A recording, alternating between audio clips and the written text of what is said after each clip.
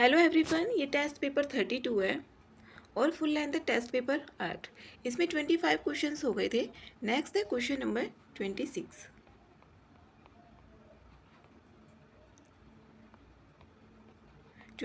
है भारतीय संविधान के अनुसार कथनों पर विचार कीजिए और इसमें देखने कितने कथन सही हैं। पहला है भारतीय संविधान के भाग 9 के अंतर्गत उपबंधित पंचायती राज के संविधान अनुसूची 5 के अंतर्गत निर्दिष्ट जो अनुसूचित क्षेत्र है उन पर लागू नहीं होते हैं, लेकिन 9A जो भाग 9A के अंतर्गत उपबंधित नगर पालिकाओं से संबंधित प्रावधान पूरे भारत पर लागू होते हैं। ये ऑप्शन इसमें गलत है।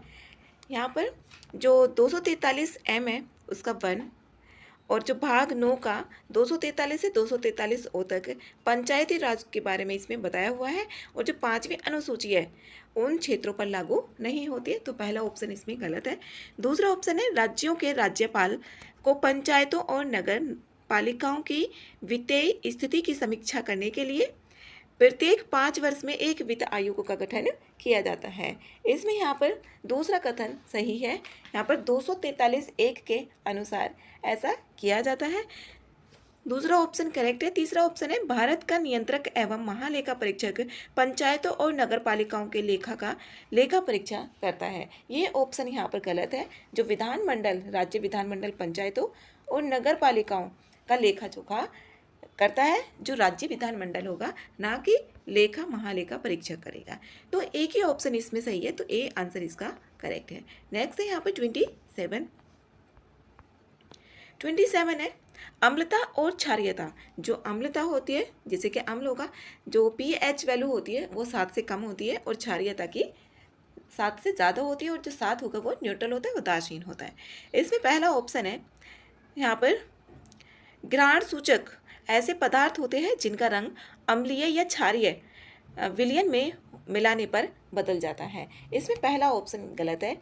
जो ये सूचक होते हैं ये ऐसे पदार्थ होते हैं जो उसके गंध में परिवर्तन हो जाता है, ना कि ये मिलाने पर बदल जाते हैं।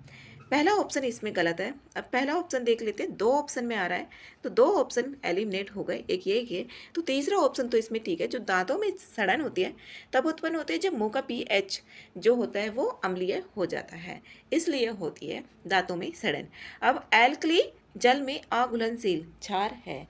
इसमें यहाँ पर दूसरा ऑप्शन भी गलत है। जो एल्कली होता है ये अघुलनशील क्षार नहीं होते हैं, जबकि यहाँ पर जो सोडियम हाइड्रोक्साइड होता है NaOH, सोडियम हाइड्रोक्साइड और पोटेशियम हाइड्रोक्साइड KOH, ये होते हैं दोनों, ये क्षार के सामान्य उदाहरण होते हैं। और जो एल्कली जल होता है उसमें एल्कली जल में घुलनशील क्षार है, ना कि अघुलनशील। तो सी आंसर इसमें करेक्ट है। नेक्स्ट है 28 अखिल भारतीय सेवाओं के संदर्भ में निम्नलिखित कथनों पर विचार करना है। जो अखिल भारतीय सेवाएं हैं इसके बारे में देखना है और यहाँ पर कितने कथन इसमें सही है वो देखना है। पहला ऑप्शन है तीनों अखिल भारतीय सेवाओं को पूरे देश में समान अधिकार और समान वेतनमान प्राप्त होता है। पहला ऑप्शन इसमें सही है। जो तीनों अखिल भारतीय सेवाएं होती हैं जैसे कि IAS, IPS और IFOS, जो भारतीय वन सेवाएं होती हैं, इसके बारे में यहाँ पर बोला हुआ है। तीनों सेवाओं को जो वेतन होगा वो समान अधिकार होगा पूरे देश में। पहला ऑप्शन इसमें करेक्ट है। अब इसमें देखें कोई सा एलिमिनेशन से हो रहा है, हाँ ये एलिमिनेट हो गया। दूसरा है अखिल भारतीय सेवाओं में 10% वरिष्ठ पद राज्य सेवाओं में कार्यरत अधिकारियों की पदोन्नति से भरे जाने अनिवार्य होते हैं। दूसरा ऑप्शन यहाँ पर गलत है। जो वरिष्ठ पदों का 33.33 मतलब 1/3 जो होगा उस पर प्रत्येक राज्य के लिए गठित चयन समिति की सिफारिश पर ये ऐसा होता है, ना कि 10%। तो दूसरा ऑप्शन इसमें गलत है। ये भी गलत हो गया, ये भी गलत हो गया, तो सी ऑप्शन यहाँ पर बच जाता है। अब तीसरा ऑप्शन है केवल केंद्र सरकार ही अखिल भारतीय सेवाओं के अधिकारियों के विरुद्ध अनुशासनात्मक कार्रवाई कर सकती है। यहाँ पर बोला हुआ केवल केंद्र सरकार ही, तो केवल केंद्र सरकार ही ऐसा कर सकती है जो अनुशासनात्मक कार्रवाई होती है। तो सी आंसर इसका करेक्ट है। नेक्स्ट है 29 वह दिल्ली सल्तनत का पहला शासक था जिसने स्पष्ट रूप से यह विचार रखा कि राज्य को शासितों की सहमति पर आधारित होना और चूंकि भारत में अधिकांश लोग हिंदू थे, भारत में अधिकांश लोग जो थे वो हिंदू थे, इसलिए भारत में राज्य एक वास्तविक इस्लामिक राज्य नहीं हो सकता। एक सुल्तान के रूप में उसने मंगोल जो आक्रमण है उसको विफल भी किया था और कई मंगोलों को इस्लाम स्वीकार करने के बाद भारत में बसने की अनुमति दी। इसमें बताना है जो दिल्ली सल्तनत के प्रमुख शासकों में किसका यहाँ पर उल्लेख किया गया है, ये किया गया है जलालुद्दीन खिलजी का। जो जलालुद्दीन खिलजी है ये 1290 से 1320 तक भारत की दिल्ली सल्तनत पर इसने शासन किया था और ये जो खिलजी वंश का संस्थापक और ये पहला सुल्तान भी था। तो इसका जो आंसर है ये बी करेक्ट है। नेक्स्ट है क्वेश्चन नंबर 30, द्वितीय आंग्ल मराठा युद्ध। जो द्वितीय आंग्ल मराठा युद्ध है इसके बारे में यहाँ पर देखना है। 1803 से 1805 बसीन की संधि के साथ समाप्त हुआ। बसीन की संधि जो हुई थी उसके साथ समाप्त हुआ। 1802 में हुई थी बसीन की संधि। तो यहाँ पर है जिसके कारण मराठा संघ इसने यहाँ पर बोला है आगे मराठा संघ का अंत पतन हो गया। ऐसा कुछ भी नहीं हुआ था। जो बसीन की संधि 1802 में हुई थी और यहाँ पर बाजीराव द्वितीय को अंग्रेजों से अनुरोध किया था और अंग्रेजों ने इसे मराठों पर अपना प्रभाव स्थापित करने का अवसर भी देखा जाता है। तो पहला ऑप्शन इसमें कथन गलत है। बसीन की संधि ने मराठों को ब्रिटिश आधिपत्य स्वीकार करने और अपने राज्य क्षेत्रों में ब्रिटिश सैनिकों को तैनात करने के लिए बाध्य किया था, ये यहाँ पर ठीक है। और द्वितीय आंग्ल मराठा युद्ध 1803 से 1805 में ही हुआ था और बसीन की संधि के कारण द्वितीय आंग्ल मराठा युद्ध ये युद्ध प्रारंभ हुआ था ना कि समाप्त हुआ था। यहाँ पर समाप्त के लिए बोला हुआ है। कथन 2 इसमें ठीक है, कथन पहला गलत है और कथन दूसरा सही है। तो डी आंसर इसका करेक्ट है। 31 अनुसूचियों में से किसको अनुच्छेद 368 के तहत संशोधन प्रक्रिया का पालन किए बिना, जो संशोधन प्रक्रिया है उसका पालन किए बिना संसद द्वारा संशोधित किया जा सकता है। 368 में अगर संशोधन नहीं किया जाता, संसद के द्वारा संशोधित किया जा सकता है, वो इसमें से देखना है कौन सा है। इसमें 7वीं अनुसूची ये संसद 368 के अंतर्गत आता ही है, नहीं हो सकता ये, तो ये ऑप्शन गलत। अब पहला तो इसमें करेक्ट ही है। 10वीं अनुसूची, जो 10वीं अनुसूची है वो दल बदल से संबंधित है, तो इसका भी नहीं हो सकता। ये भी 368 के अंतर्गत ही किया जाएगा, ना कि संसद के द्वारा ही। तो यहाँ पर केवल एक ही ऑप्शन बच जाता है इसमें, पहला ऑप्शन ही, तो सी आंसर इसका करेक्ट है। छठी अनुसूची में 368 के बिना भी संसद द्वारा संशोधित किया जा सकता है, पूछा जा सकता है। नेक्स्ट 32 ब्रिटिश भारत में स्थानीय सरकारों पर 1882 के रिपन के प्रस्ताव के संदर्भ में निम्नलिखित कथनों पर विचार करना है और इसमें देखना है कौन सा कथन यहाँ पर सही है। इसमें पहला ऑप्शन है इसने इन निकायों में गैर सरकारी बहुमत को बढ़ाने का उपबंध किया। इसमें बढ़ाने का उपबंध, जो गैर सरकारी बहुमत है, बढ़ाने का उपबंध किया था, ठीक है, पहला ऑप्शन। दूसरा ऑप्शन है पहली बार प्रांतीय सरकारों को अपने बजट को संतुलित करने के लिए स्थानीय कराधान का सहारा लेने के लिए प्राधिकृत किया गया। इसमें ऐसा नहीं किया गया था, दूसरा ऑप्शन यहाँ पर गलत है, दूसरा ऑप्शन गलत है। तीसरा ऑप्शन है इसमें जो मेयो का प्रस्ताव था उसमें किया गया था, जो ये वाला ऑप्शन है, न कि रिपन के काल में। इसने कुछ विषयों को छोड़कर स्थानीय मामलों में सरकारी हस्तक्षेप बढ़ाने पर बल दिया। ऐसा कुछ भी नहीं किया गया था, जो स्थानीय मामलों में सरकारी हस्तक्षेप कम किया गया था, न कि बढ़ावा दिया गया था। तीसरा ऑप्शन भी यहाँ पर गलत है। अगर तीसरा भी पता हो जाता तो यहाँ पर ये एलिमिनेशन से एक ही बच रहा है, बी आंसर। नेक्स्ट है 33 में है भू आधार के संदर्भ में, जो भू आधार है उसके संदर्भ में देखना है।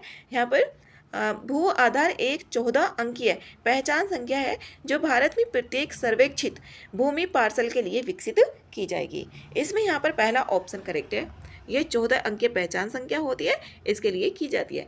विशिष्ट भूमि पार्सल पहचान संख्या ULPIN, जो unique land parcel identification number होता है, ये 14 अंकीय होता है और इसकी जो शुरुआत की गई थी 2021 में की गई थी। ये अवधारणा UIDAI के द्वारा की गई, इसके द्वारा नहीं की गई थी, तो दूसरा ऑप्शन इसमें गलत है, पहला ऑप्शन इसका सही है, ए आंसर सही है। नेक्स्ट है 34 वर्षन के संदर्भ में जो विर्गा पद है इसका देखना है क्या होता है ये विरका। ये वर्षा जो भूमि पर पहुंचने से पूर्व वाष्पित हो जाता है। ये विरका वही होता है, वर्षा जो भूमि पर पहुंचने से पहले ही वाष्पित हो जाए उसको विरका कहा जाता है। 34 का आंसर बी करेक्ट है। नेक्स्ट 35 है, इसमें कथनों पर विचार करना है और यहाँ पर सही ऑप्शन चूज करना है, सही कौन सा है। भारत का संविधान राष्ट्रपति को सभी संघ राज्य क्षेत्रों की शांति प्रगति, ये देखो यहाँ पर राष्ट्रपति को नहीं है, ये संसद को अधिकार है। तो ये पहला ऑप्शन इसमें गलत हो जाता है, तो ये भी गलत, ये भी गलत। राष्ट्रपति द्वारा संघ राज्य क्षेत्रों के लिए, जो राष्ट्रपति द्वारा संघ राज्य क्षेत्रों के लिए बनाए गए विनियमों को संसद के अधिनियम के समान ही बल और प्रभाव होता है। ठीक है, दूसरा ऑप्शन इसमें सही है, बी आंसर इसका करेक्ट है। नेक्स्ट है 36 है यहाँ पर। प्रारंभिक बौद्ध ग्रंथों में, जो प्रारंभिक बौद्ध ग्रंथ है उसमें व्यवसाय के आधार पर विभिन्न प्रकार की ग्रामीण बस्तियों का उल्लेख किया गया है। जो ग्रामीण बस्तियां हैं उसके बारे में। और लोना कर गामा मुख्यतः किस पेशेवर वर्ग द्वारा बसाया गया था? ये बसाया गया था नमक निर्माता के द्वारा। ये है लोना कर गामा। जो लोना कर गामा है ये नमक निर्माता के द्वारा इसको बसाया गया था। और उद्यान परिचारकों को अरामिका गामा, जो उद्यान परिचारिका हैं उनको अरामिका गामा कहा गया। और सरगंडों पर काम करने वालों को नलकार गामा कहा गया। इस तरीके से भी यहाँ पर पूछे जा सकते हैं। और यहाँ पर जो गामा शब्द है पाली में ग्राम से तात्पर्य एक पल्ली हो गया, ग्राम हो गया और बस्ती का एक हिस्सा है। जो गामा है वो पाली में ग्राम बोला जाता है। तो बी आंसर इसका करेक्ट है। नेक्स्ट है 37 है। निम्नलिखित कथनों पर विचार करना है और इसमें देखना है सही ऑप्शन कौन से हैं। जो कर उछाल है, टैक्स बियॉन से, यहाँ पर जीडीपी में परिवर्तन की प्रति कर राजस्व की प्रतिक्रियाशीलता को मापता है। जो कर उछाल होता है इसमें यहाँ पर जैसे जीडीपी है, जो जीडीपी होगी उसमें परिवर्तन, उसमें कितना परिवर्तन हुआ, उसमें बढ़ा है या फिर घटी है, उसमें जो भी परिवर्तन हो रहा है उसके स्वरूप को देखकर जो कुल राजस्व होगा, टैक्स होगा, उसमें किस तरीके से परिवर्तन हुआ। जीडीपी में परिवर्तन होने से कर राजस्व में कैसे कितना परिवर्तन हो रहा है उसी को यहाँ पर टैक्स बियोंसी, यहाँ पर ये सही है पहला ऑप्शन।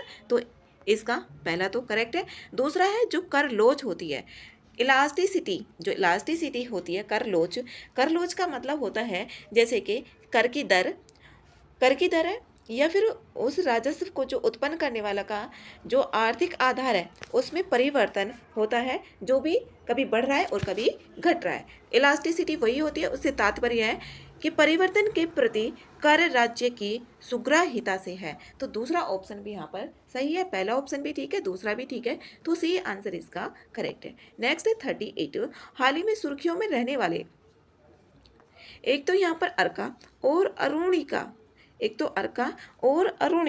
यहाँ पर इसके बारे में देखना है ये किससे रिलेटेड है। ये उन्नत मौसम पूर्वानुमान और जलवायु अनुसंधानों से है। तो डी आंसर इसमें करेक्ट है। ये अरुणिका और अर्का उन्नत इस तरीके के आते हैं जो थीम बेस्ड क्वेश्चन होते हैं। उन्नत मौसम पूर्वानुमान और जलवायु अनुसंधानों से, डी आंसर करेक्ट है। नेक्स्ट 39। स्नो फंगस ट्रेमेला फ्यूसी फॉर्मिस के संदर्भ में निम्नलिखित कथनों पर विचार करना है। इसमें देखना है कि कथन 1 और कथन 2 और ऑप्शन में से बताना है कितना कौन सा सही है। पहला है स्नो फंगस को पारंपरिक रूप से इसकी त्वचा को नमी प्रदान करने वाले और कायाकल्प करने वाले गुणों के लिए चीनी चिकित्सा है उसको महत्व दिया जाता है। ठीक है, पहला ऑप्शन। इसमें अब यहाँ पर देखने इसकी व्याख्या भी हो रही है या नहीं। इसमें पॉलीसैक्राइड होते हैं, जो यहाँ पर चीनी होता है, ठीक है, ये पॉलीसैक्राइड होते हैं जो नमी बनाए रखने में सहायता करते हैं, कोलेजन संश्लेषण को प्रोत्साहन देते हैं और न्यूरोप्रोटेक्टिव लाभ प्रदान कर सकते हैं। इसमें पहला भी ठीक है, दूसरा भी ठीक है और इसकी व्याख्या भी हो रही है, तो ए आंसर इसका करेक्ट है। नेक्स्ट है क्वेश्चन नंबर 40। इसमें 1942 का जो क्रिप्स मिशन है इसमें 2021 में भी पूछा हुआ है इससे, और 2022 में भी ऐसे कुछ सवाल पूछा हुआ है। 1942 के क्रिप्स मिशन का नेतृत्व करने वाले स्टैफर्ड क्रिप्स भारत का तत्कालीन मतलब उसी समय का क्या तत्कालीन वायसराय था, तो ये ऑप्शन यहाँ पर गलत है। ये कैबिनेट मंत्री थे जो स्टेफर्ड क्रिप्स हैं, ना कि ये वायसराय। तो पहला ऑप्शन इसमें यहाँ पर गलत है। इसमें देखिए पहला ऑप्शन गलत होने के बाद इसमें पर गलत नहीं है, इसमें यहाँ पर सॉरी सही नहीं है, गलत पूछा हुआ है। तो इसमें पहला ऑप्शन तो होगा ही, ये ऑप्शन और ये ऑप्शन गलत हो गया। 1 और 2, जिसमें 1 और 2 ऑप्शन होगा वो सही होगा। अभी तीसरा ऑप्शन को और देखना है। इसमें दूसरा ऑप्शन बोला हुआ है, घोषणा पत्र में युद्ध के बाद एक संविधान निर्मात्री निकाय के गठन का वादा किया, जिसमें मुख्य रूप से भारतीय जो सदस्य होंगे वो शामिल होंगे। ऐसा इसमें नहीं बोला गया था। तीसरा ऑप्शन है, कोई भी प्रांत जो नए संविधान को स्वीकार करने के लिए तैयार नहीं है, वो भविष्य में ब्रिटेन के साथ या फिर अलग समझौते पर हस्ताक्षर करने का अधिकार होगा, जो द्वितीय विश्व युद्ध था उसके बाद यहाँ पर बोला गया था। और इसमें बोला गया था डोमिनेंट स्टेटस के लिए। लेकिन यहाँ पर जो कांग्रेस है, भारत ने इसमें मना कर दिया था शामिल होने से। तो यहाँ पर पहला और दूसरा, इसमें 2 कथन सही नहीं है, तो बी आंसर इसका करेक्ट है। इसमें यहाँ पर जो नेहरू और मौलाना आज़ाद थे, कांग्रेस के आधिकारिक वार्ताकार भी थे कांग्रेस की तरफ से। और यहाँ पर युद्ध की समाप्ति के बाद एक नया संविधान बनाने के लिए बोला गया था, जिसके सदस्य केवल जो भारतीय होंगे, और इस सभा के सदस्य आंशिक रूप से प्रांतीय विधानसभाओं द्वारा आनुपातिक प्रतिनिधित्व के माध्यम से चुने जाएंगे, और आंशिक रूप से जो रियासतें होंगे उनके राजकुमारों द्वारा मनोनीत भी किए जाएंगे, जिसके सदस्य केवल भारतीय होंगे, ऐसा यहाँ पर बोल भी दिया था। नेक्स्ट है 41 में निम्नलिखित में से यहाँ पर दिया हुआ है, और बायोस्फीयर रिजर्व में कितने यूनेस्को द्वारा मान्यता प्राप्त बायोस्फीयर रिजर्व के विश्व नेटवर्क के अंतर्गत शामिल हैं। 12 हैं अभी जो यूनेस्को के अंतर्गत है। अगर भारत में देखा जाए तो 18 है। तो यूनेस्को के अंतर्गत इसमें से कौन कौन से शामिल हैं? पहला यहाँ पर नोकरेक तो है, ठीक है। यहाँ पर सिमलीपाल की बात करें, ये भी है सिमलीपाल। नोकरेक मेघालय में, सिमलीपाल उड़ीसा में है। ग्रेट निकोबार भी है, और कंचनजंगा 2018 में इसको शामिल किया गया था, और ग्रेट निकोबार भी है। लेकिन यहाँ पर शेषाचलम यहाँ पर ये नहीं है। इसमें 1 2 3 4, इसमें 4 ऑप्शन आ रहा है सी में, तो सी ऑप्शन करेक्ट है। जो शेषाचलम है ये आंध्र प्रदेश में है, इसका आंसर सी करेक्ट है। नेक्स्ट है 42, उच्चतम न्यायालय के न्यायाधीशों को पद से हटाने के लिए न्यायाधीश जांच अधिनियम 1968 के तहत निर्धारित प्रक्रिया के संदर्भ में 1968 जो जांच प्रक्रिया है उसके लिए यहाँ पर बताया हुआ है। पहला ऑप्शन है, संबंधित सदनों के जो पीठासीन अधिकारी हैं न्यायाधीशों को हटाने के प्रस्ताव को स्वीकार कर सकते हैं या इसे स्वीकार करने से इनकार कर सकते हैं। इसमें यहाँ पर जो पहला ऑप्शन है,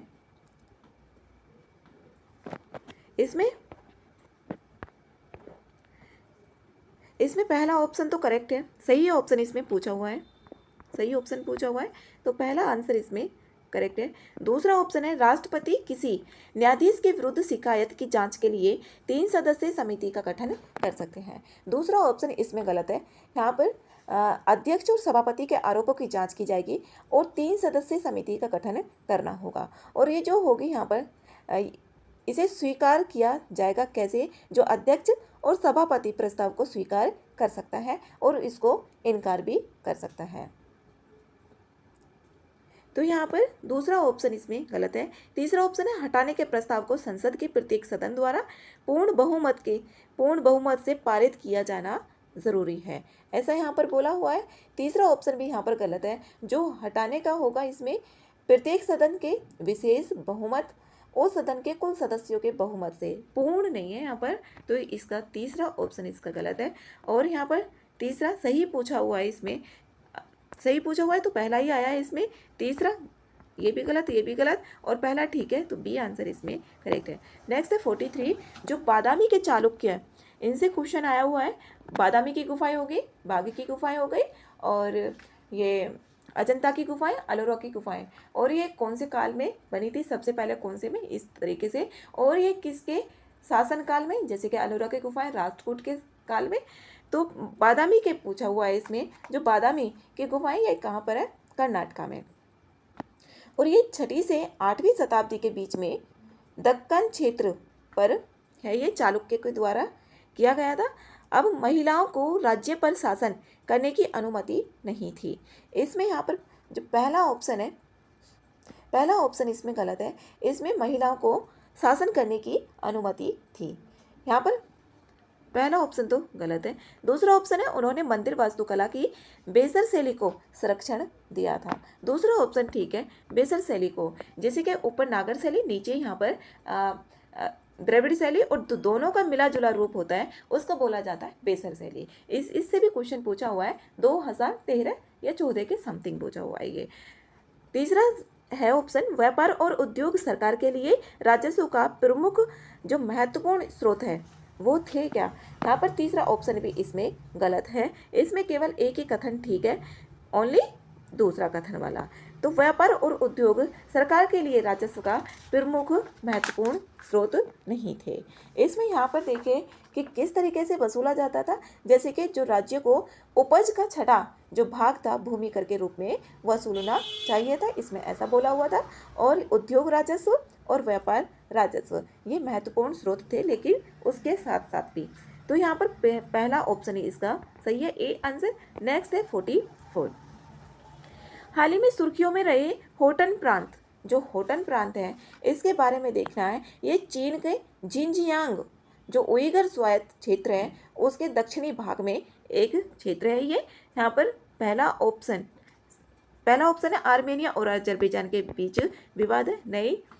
जिनजियांग का एक महत्वपूर्ण रणनीतिक रूप से महत्वपूर्ण क्षेत्र है ये, बी आंसर इसमें सही है। होटन, ये होटन प्रांत ये न्यूज़ में भी रहा था। हाल ही में सुर्खियों में रहे एक्सप्लोडर, जो एक्सप्लोडर है इसके बारे में देखना है और यहाँ पर कथन देखने हैं कितने कथन सही हैं। जो एक्सप्लोडर है ये मानव रहित जमीन पर चलने वाला एक व्हीकल है, जमीन पर चलने वाला, और ये मानव रहित है, मानव सहित नहीं। ऐसे भी आ सकता है मानव सहित, और उसमें रा और सा में उसमें वहाँ दिखाई नहीं देता और वो सही हो जाता है। यह एक मल्टी टारगेट पोर्टेबल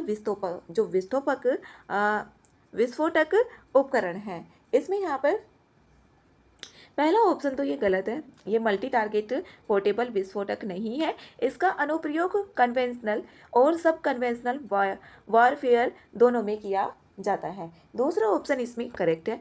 तीसरा ऑप्शन है इसे रक्षा अनुसंधान और विकास संगठन DRDO द्वारा विकसित किया गया।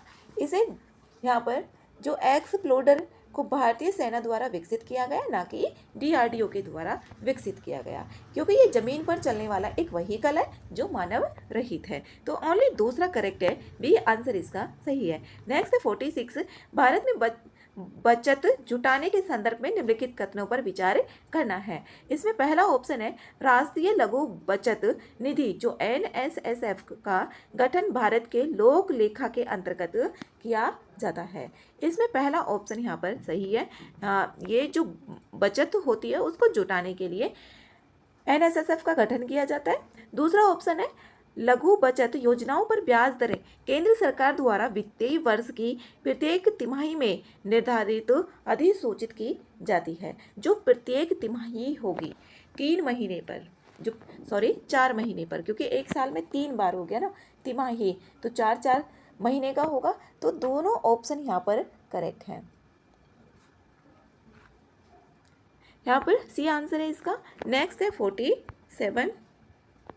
हाल ही में सुर्खियों में रहा टर्नर पुरस्कार, जो टर्नर पुरस्कार है इसका देखना है यहाँ पर निम्नलिखित में से किस क्षेत्र में उत्कृष्टता के लिए प्रति वर्ष प्रदान किया जाता है। यह किया जाता है दृश्य कला में। जो टर्नर पुरस्कार है ये दृश्य कला में किया जाता है, और 2024 का जो टर्नर पुरस्कार है ये भारतीय मूल की कलाकार जो जसलीन कौर है उनको मिला है। नेक्स्ट है 48 है हाल ही में सुर्खियों में रहा पद पांडा डिप्लोमेसी संदर्भित करता है। ये किसको संदर्भित करता है? जो पांडा डिप्लोमेसी है, डिप्लोमेसी मतलब जो कूटनीति होती है उसके लिए। अब ये चीनी सरकार द्वारा मित्रता सद्भावना का प्रतीक के रूप में ये जो राजनयिक संबंध होते हैं उसको मजबूत करने के लिए एक विशाल पांडा उपहार या ऋण स्वरूप दिए जाने की प्रथा से है। तो जहाँ पर भी चीन किससे रिलेटेड होगा तो इसमें ए आंसर ही करेक्ट है, पहला ही। नेक्स्ट है 49। भारत में इलेक्ट्रॉनिक्स उद्योग के संदर्भ में देखना है इसमें पहला है, भारत में इलेक्ट्रॉनिक्स वस्तुओं के घरेलू उत्पादन में 10% से अधिक, यहाँ पर 10% से अधिक की चक्रवृद्धि वार्षिक, जो चक्रवृद्धि वार्षिक वृद्धि दर CAGR देखी गई। इसमें यहाँ पर पहला ऑप्शन ठीक है। इसको जो इलेक्ट्रॉनिक वस्तुओं का जो घरेलू उत्पादन है 2015 में 1.990 लाख करोड़ से बढ़कर 2024 में 9.5 लाख करोड़ हो गया है। और यहाँ पर जो चक्रवृद्धि दर है इसकी वो 17.5% रही है। यहाँ पर पहला ऑप्शन इसका सही है। दूसरा ऑप्शन है, भारत का इलेक्ट्रॉनिक्स बाजार वैश्विक इलेक्ट्रॉनिक्स बाजार के लगभग 10% का भाग प्रतिनिधित्व करता है। ये लगभग 4% के बराबर है, ना कि 10%। तो ए आंसर ही सही है इसमें। नेक्स्ट है 50, भारत के संदर्भ में 2022-23 में निम्नलिखित फसलों की उनकी उपज किलोग्राम हेक्टेयर के घटते हुए किसका यहाँ पर कितना हेक्टेयर था, जो किलोग्राम हेक्टेयर। तो इसमें यहाँ पर देखें, जो सबसे घटते हुए क्रम में देखना है तो सबसे ज़्यादा किसका रहा है, सबसे ज़्यादा यहाँ पर गेहूं का है, तो पहले तीसरा आएगा।